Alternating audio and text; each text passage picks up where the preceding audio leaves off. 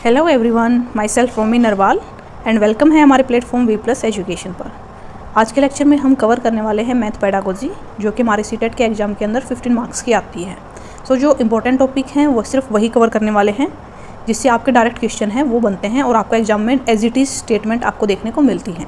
तो सबसे पहले हम जानते हैं कि जो गणित है उसको पढ़ाना क्यों ज़रूरी है और इसको पढ़ाने के पीछे के उद्देश्य क्या हैं। ठीक है, तो बच्चे की जो विचार प्रक्रिया है उसका गणितीयकरण यानी कि बच्चे की जो थिंकिंग प्रोसेस है उसका मैथमेटाइजेशन करने के लिए हम मैथ है वो पढ़ाते हैं। और बच्चे को जो मैथ है वो हमें इस तरह से पढ़ाना चाहिए कि बच्चे मैथ से डरे नहीं, उसको इन्जॉय करें। बच्चे की जो मैथ पढ़ाने की जो प्रोसेस है वो इस तरह से होनी चाहिए कि बच्चे की जो रियल लाइफ के जो एग्जाम्पल हैं उनसे हम रिलेट करके बच्चों को पढ़ाएं। अब अगर हम नेचर की बात करते हैं कि जो मैथ है, मैथमेटिक्स है, उसका नेचर कैसा है, तो इसका नेचर है हमारा तार्किक चिंतन यानी कि लॉजिकल, कि बच्चे की जो प्रोसेस है उसका मैथमेटाइजेशन तो हो ही थिंकिंग प्रोसेस का, साथ में बच्चा जो सोचे वो लॉजिकली सोचे चीज़ों को। ठीक है, क्योंकि हमारा जो मैथ है एक ऐसा सब्जेक्ट है जो लॉजिकल थिंकिंग के ऊपर ज़्यादा बेस्ड है। इसके अलावा जो हमारी मैथ में जो फेमस एक मैथमेटाइजेशन हुए हैं जिनका नाम है डेविड व्हीलर, उन्होंने एक स्टेटमेंट दी है कि यह ज़रूरी नहीं है कि बच्चे को ज़्यादा से ज़्यादा मैथ सिखाया जाए, बल्कि यह ज़रूरी है कि जो बच्चे की विचार प्रक्रिया है, जो थिंकिंग प्रोसेस है, उसका गणितीयकरण किया जाए, मैथमेटाइजेशन किया जाए। तो ये स्टेटमेंट आपकी एज इट इज़ एग्जाम में डाल दी जाती है और पूछ लिया जाता है कि किसके द्वारा दी गई थी। तो ये स्टेटमेंट है आपकी डेविड व्हीलर है, इन्होंने दी थी। ठीक है, एक और आपको मैथ के अंदर नाम सुनने को मिलेगा जॉर्ज पोलिया। इन्होंने ना दो चीज़ें दी थी, एक तो ऑब्जेक्टिव्स दिए थे कि दो टाइप के ऑब्जेक्टिव्स होते हैं आपके मैथ पढ़ाने के, जो उद्देश्य हैं आपके दो तरह के होते हैं। और एक इन्होंने दिया था कि जो आपकी प्रॉब्लम सॉल्विंग है उसको आप मतलब किस तरह से सोल्व करेंगे। ठीक है, तो सबसे पहले तो हम इसके ऑब्जेक्टिव्स हैं इनके बारे में हम देख लेते हैं, ये इनका क्या कहना है। देखिए, जो जॉर्ज पोलियो है उन्होंने मैथमेटिक पेडागोजी है उसके दो उद्देश्य बताए हैं। एक होता है आपका नैरो ऑब्जेक्टिव्स, दूसरा होता है आपका ब्रॉड। नैरो यानी कि हिंदी में संकीर्ण उद्देश्य और इंग्लिश में ब्रॉड ऑब्जेक्टिव्स। हिंदी में जैसे ब्रॉड ऑब्जेक्टिव्स है उसको हम बोलते हैं व्यापक उद्देश्य।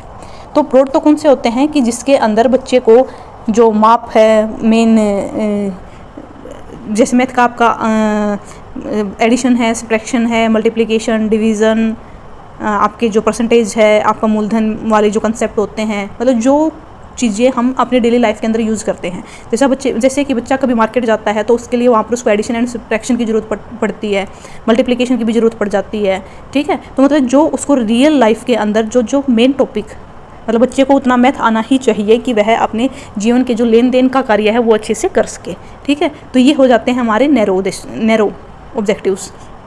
कि यह संख्यात्मक संक्रियाएं से संबंधित है, जैसे कि बच्चे को माप, कितने लीटर दूध है या कितने किलो केजी वगैरह है उसकी नॉलेज होनी चाहिए। ठीक है, प्रतिशत, परसेंटेज, लॉस, प्रॉफिट, तो जो ये बेसिक से कंसेप्ट है मैथ के बच्चे को उसकी नॉलेज कराना। ठीक है, ताकि बच्चा जो है रोज़गार है अपना वो हासिल कर सके, अपने जीवन यापन के योग्य हो सके। ये है हमारा नैरो ऑब्जेक्टिव्स। इसके बाद है ब्रॉड ऑब्जेक्टिव्स। ब्रॉड ऑब्जेक्टिव्स कौन से होते हैं कि जिसके अंदर बच्चा गणितीय रूप से सोचता है, तार्किक चिंतन करता है, चीज़ों को एब्स्ट्रैक्टनेस से सीखना स्टार्ट कर देता है। जैसे कि अगर हम मैथ के नेचर की जैसे बात कर रहे थे, एक तो लॉजिकल होता है, दूसरा क्या होता है कि जो मैथ है वो एब्स्ट्रैक्ट होता है, अमूर्त होता है। ठीक है, लेकिन जो बच्चों को हम चीज़ें सिखाते हैं तो उनको कॉन्क्रीट थिंग है उनके साथ जोड़कर सिखाते हैं। जैसे कि अगर हम बात कर रहे हैं टू कोई भी नंबर है, ये टू आपकी कोई भी थिंग्स हो सकती हैं। ठीक है, आपका कोई भी दो पेन हो सकते हैं, आपके दो फ्रूट हो सकते हैं, दो एनिमल्स की बात कर सकते हैं। तो क्या है यहाँ पर इंडेफिनेटनेस है। ठीक है, जब बच्चा मैथ के अंदर रिसर्च करने के बारे में सोचता है तो वो हमारे आ जाते हैं ब्रॉड ऑब्जेक्टिव्स के अंदर। ठीक है, इसके बाद हम बात करते हैं कि जो जॉर्ज पोलिया हैं उन्होंने प्रॉब्लम सॉल्विंग मॉडल है वो दिया था। ठीक है, इसके अंदर उन्होंने 4 स्टेप्स की बात की है। सबसे पहला स्टेप्स है कि आप अंडरस्टैंडिंग दी प्रॉब्लम, कि सबसे पहले जो प्रॉब्लम है, समस्या है, उसको समझेंगे कि प्रॉब्लम क्या है। ठीक है, इसके बाद क्या करेंगे, आप उसके अकॉर्डिंग प्लान बनाएंगे। सेकंड स्टेप आ जाएगा आपका प्लानिंग का। आपने प्लान बना लिया है, इसके बाद क्या करेंगे, आप उसको एग्जीक्यूट करेंगे यानी कि कैरी आउट दी प्लान, ये आपका थर्ड रहेगा। और जब आप प्लान को एग्जीक्यूट कर देते हैं तो इसके बाद आपकी प्रॉब्लम है वो सॉल्यूशन है वो कैसा, मतलब आपका सॉल्यूशन आया है वो सही आया है या उसके अंदर हमें कोई और भी मॉडिफिकेशन करने की ज़रूरत है। ठीक है, सो ये 4 स्टेप्स हैं, इनको एज इट इज़ पूछ लिया जाता है आपके एग्ज़ाम में। ये पूरे के पूरे कि आपकी जो जॉर्ज पोलिया है उनका प्रॉब्लम सॉल्विंग मॉडल है उसके अंदर क्या क्या स्टेप्स रहने वाले हैं। ठीक है, जो सीक्वेंस है ये एज इट इज़ पूछी जाती है।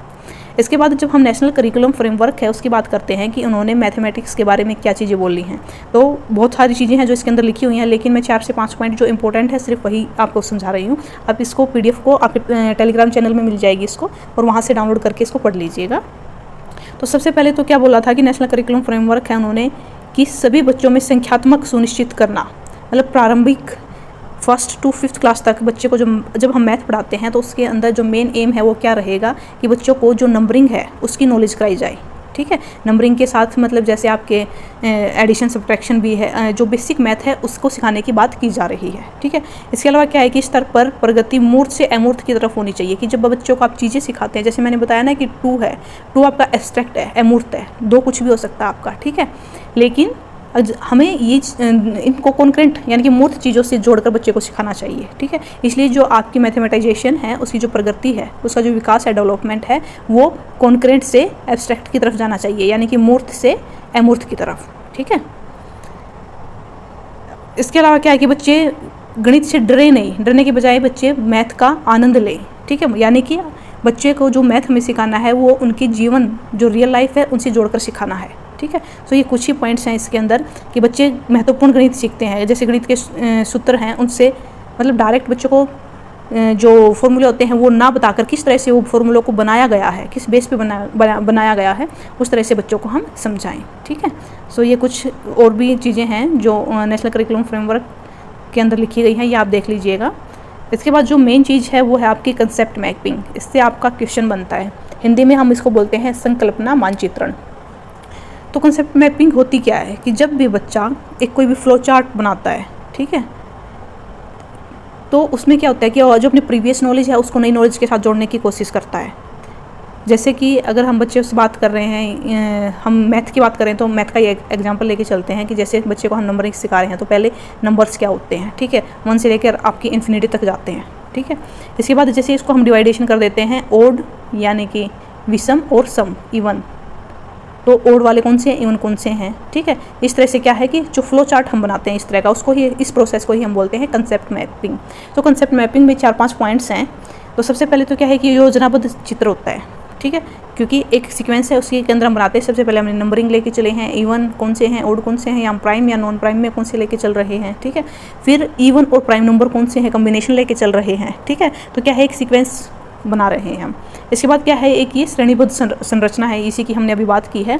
इसके बाद क्या है कि जो आपका कंसेप्ट मैपिंग है ये आपका शिक्षक द्वारा भी बनाया जा सकता है और शिक्षार्थी द्वारा भी, यानी कि टीचर भी बना सकता है और स्टूडेंट भी। टीचर तो किस लिए बनाएगा कि बच्चों को अच्छे से समझाया जा सके, और जो स्टूडेंट है वो किस लिए बनाते हैं, अपने किसी भी कंसेप्ट की क्लियरिटी के लिए बनाते हैं। इसके अंदर जो पूर्व ज्ञान है उसको नई अवधारणाओं के साथ जोड़ने की कोशिश की जाती है। यह एक सीखने का सफल तरीका है, क्योंकि इससे क्या है बच्चे के जो फ्लो चार्ट बनाता है तो जो एक डायग्राम है बच्चे के माइंड के अंदर ऐसे कैसे सेट हो जाता है, तो वो एक हमारा सीखने का बेटर वे है।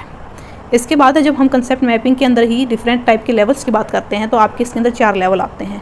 जो विजुअलाइजेशन है ये level 0, level 1, level 2, level 3 and level 4। तो जब सबसे पहले जो लेवल 1 है यानी कि विजुअलाइजेशन, तो इसके अंदर क्या होते हैं शेप्स, कि जो बच्चा है जो सबसे फर्स्ट मतलब 0 लेवल पे सीखता है तो वहाँ पर क्या होता है बच्चा सिर्फ और सिर्फ जो डिफरेंस सीखता है वो सिर्फ शेप्स के बेस पे सीखता है। जैसे कि यहाँ पर आकार के आधार पर आकृतियों का वर्णन, जैसे बच्चे को अगर हमने इस तरह का कुछ दिखा दिया तो बच्चे बोल देंगे ये तो सर्कल है। ठीक है, इस तरह का कुछ दिखाया स्क्वायर है। ठीक है, और कुछ हम बना देते हैं काइट टाइप में। ठीक है, या पैरेललोग्राम बना देते हैं, हम रेक्टेंगल बना देते हैं। तो बच्चे क्या करता है सिर्फ और सिर्फ देख कर शेप के आधार पर ही वर्गीकरण करता है। ठीक है, इसके बाद जो लेवल फर्स्ट आता है वो है आपका एनालिसिस। इसके अंदर जो बच्चा डिफ्रेंशिएट करता है ना चीज़ों के बीच में, वो होते हैं आकृतियों के आधार पर, आकृतियों का वर्णन के गुणों के आधार पर। जैसे कि बच्चे को हमने 2 तरह की सिमिलियर शेप्स दिखाई। ठीक है, देखने में सिमिलियर है, उसने बोला था कि ये क्या है आपके स्क्वायर टाइप में है, आपकी सर्कल नहीं है। ठीक है, तो इस अब देखने में दोनों सिमिलियर हैं, सेम नहीं बोल रहे हैं, मतलब दोनों सिमिलियर हैं। तो इसमें तो क्या है कि आप चारों साइड्स हैं वो आपको इक्वल दिखाई दे रही हैं। इसमें लेंथ एंड ब्रेथ इस तरह से, मतलब क्या है बच्चा एनालाइज कर रहा है चीज़ों को। जो सिमिलियर शेप है उनके अंदर भी कुछ ना कुछ डिफरेंस है। ठीक है, तो फर्स्ट जो लेवल है ये हो गया आपका एनालिसिस।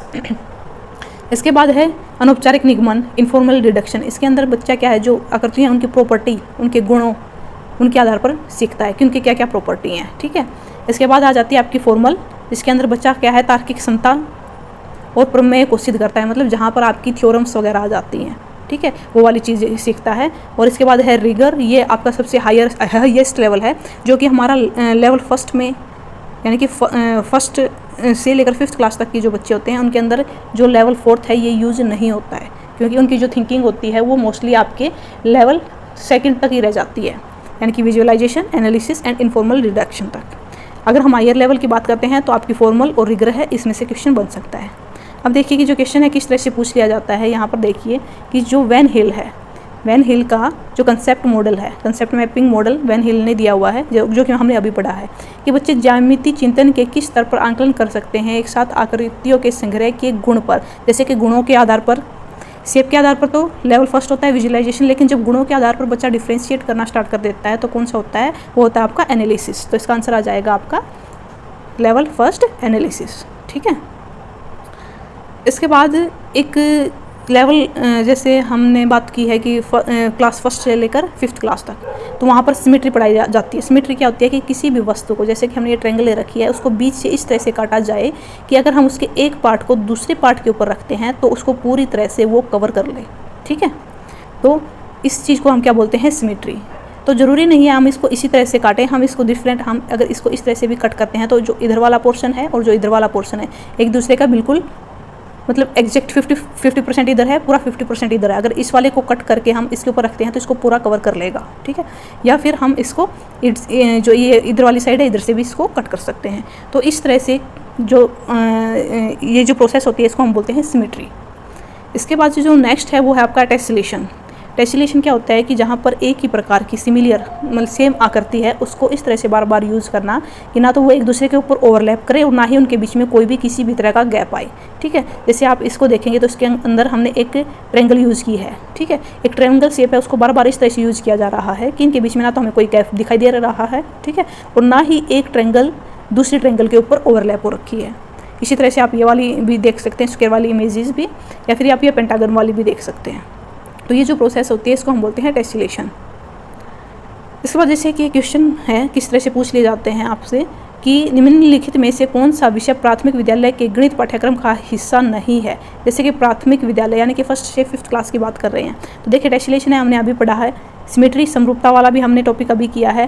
पैटर्न, ये भी बच्चों को 1st से 5th क्लास में पढ़ाया जाता है, लेकिन जो रेशियो है ना, रेशियो वाला कंसेप्ट आपका बाद में आता है, एलिमेंट्री लेवल के ऊपर आता है। ठीक है, या फिर इस क्वेश्चन को इस तरह से भी पूछ लिया जा सकता है कि एलिमेंट्री लेवल के ऊपर बच्चों को इनमें से कौन से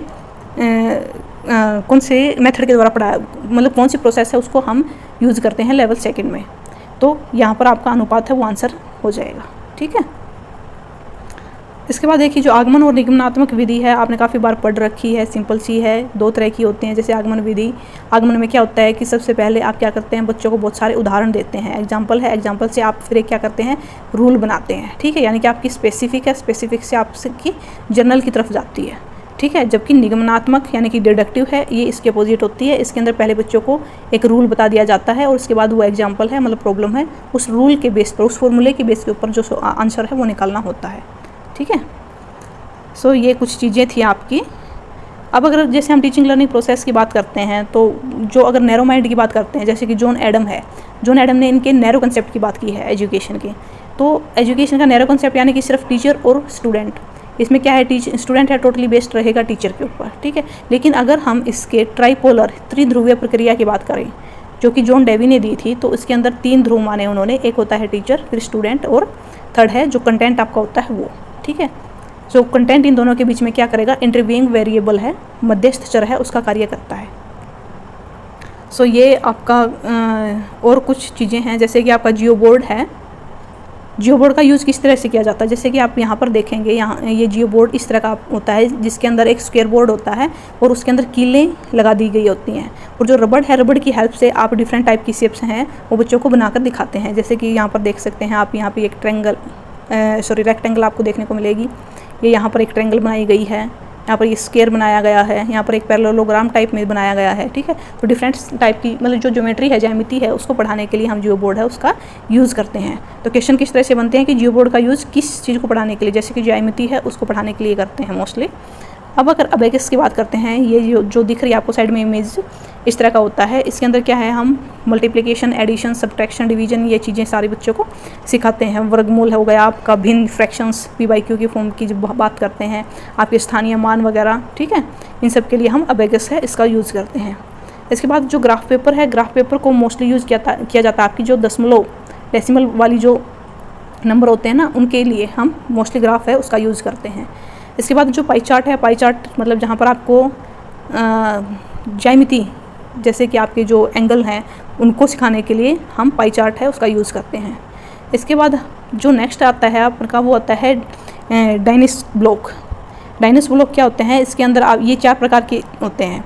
इनके द्वारा आपको मतलब जोड़, घटा, भाग, जो स्थानीय मान वगैरह है, ये चीज़ें सिखाने के लिए आपका डायनेस ब्लॉक हमको यूज़ किया जाता है। तो 4 प्रकार के होते हैं। एक होती है आपकी यूनिट, फिर रोड, फिर फ्लैट एंड क्यूब। इसको आप इमेज देखेंगे उससे आपको बेटर समझ में आएगा। ये देखिए, जैसे यूनिट हम हिंदी में जैसे सीखते थे इकाई, दहाई, सैकड़ा, हज़ार, ठीक है। सो जो इकाई यानी कि एक की बात की जा रही है, इकाई है, उसको हम यूनिट है उससे डिनोट करते हैं। दहाई यानी कि टेंस को हम रोड से, ये पूछ लिए जाते हैं आपसे डायरेक्ट एग्जाम में। हंड्रेड्स की बात करते हैं यानी कि सैकड़ा की बात करते हैं, तो एक फ्लैट है, ये आपका हंड्रेड्स है उसको डिनोट करेगा। और जो हज़ार है वो आपका एक क्यूब है, क्यूब की फॉर्म में डिनोट किया जाता है, ठीक है। इसके बाद जो मैथ है, मैथ की एक टोल शेप की बात की जाती है। टोल शेप क्या होता है कि बच्चे को सबसे पहले फर्स्ट कंसेप्ट, इसके ऊपर फिर सेकंड, फिर थर्ड, मतलब इस तरह से जब बच्चे को सिखाते जाते हैं तो एक टोल शेप बनती है, ठीक है। तो यानी क्या है कि बच्चे की जो नींव है वो मजबूत होनी चाहिए, हमें बच्चे का जो बेस है वो स्ट्रॉन्ग बनाना चाहिए, ठीक है। अब ब्लूम टैक्सोनॉमी की बात करते हैं तो काफ़ी बात कर चुके हैं हम ब्लूम टैक्सोनॉमी में, कि ब्लूम ने दिया था। और इसके अंदर जो आपका मोस्टली ये प्रोसेसिंग होती है नीचे से ऊपर की तरफ जाती है। जैसे सबसे पहले नॉलेज, फिर comprehension, application, analysis, synthesis and evaluation. लेकिन 1990s में एंडरसन ने इनको मॉडिफाई किया था और इनको मतलब ये तो थी आपकी नाउन की फॉर्म में जो पहले थी, फिर इनको जो चेंज कर दिया गया था नाउन से वर्ब की फॉर्म में, यानी कि क्रिया की फॉर्म में। और यहाँ पर जैसे जो ये वाली चीज़ है ये आपके ऊपर चली गई थी, मतलब कुछ एक्सचेंज इसके अंदर चेंज हुए थे। अब जैसे अगर इसकी बात करते हैं कि lower order thinking skill and higher order thinking skill, जो नीचे वाले हैं ये आपके लोअर ऑर्डर थिंकिंग स्किल में आते हैं, जो ऊपर वाले हैं वो आपके हायर ऑर्डर थिंकिंग स्किल का पार्ट्स होते हैं, ठीक है। सो बस इतना ही था मैथ के अंदर। बाकी इसके अंदर ये क्वेश्चन हैं, या आप देख लेना एक बार। सो इसके अंदर अगर आपको कोई भी डाउट हो तो आप मुझे कमेंट सेक्शन में लिख सकते हैं। और वीडियो अगर इन्फॉर्मेटिव लगी हो तो लाइक एंड सब्सक्राइब कर दीजिएगा। Thank you so much.